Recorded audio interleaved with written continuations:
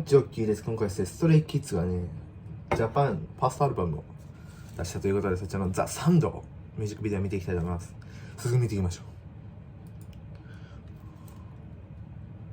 広告入る？ YouTube の広告入っちゃいます自分で笑って自分でボケて自分で受けてるやん。はい、お、楽しみ。あれなんか BTS なんかあれみたい。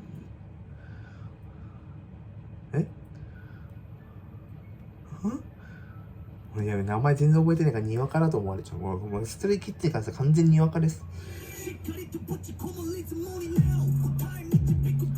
あ、ストレイキッズらしい。もちろん。か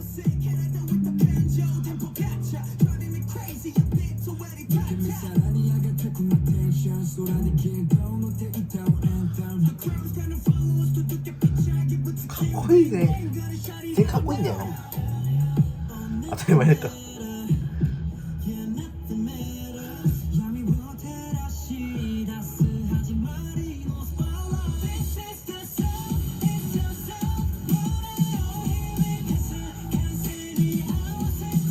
日本のなんか雰囲気らしいの。これファーストリアクションちゃんとファーストリアクション。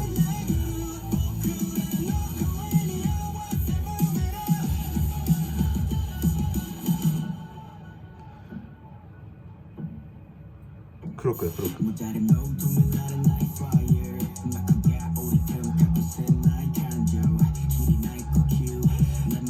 イエー。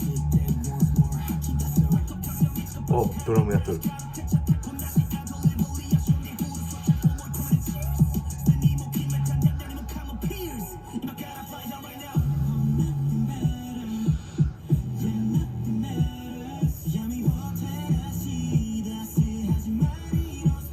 ツイキッズデビューしてだいぶ経つけど、やっとファーストアルバム出たよ、日本で。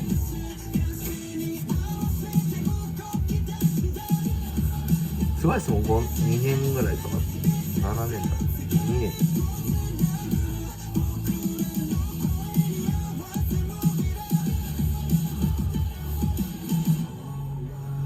ドラムかっこよすぎん？そしてみんなイケメンの杉ん何言ってんねん俺。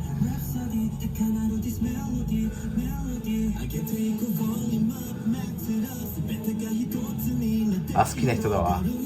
俺大好きなこの人。終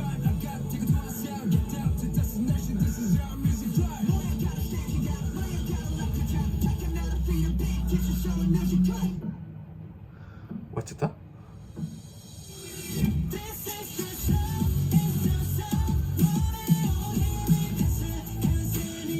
あれだよね、サンダーがソリ君に似てる。サンダーは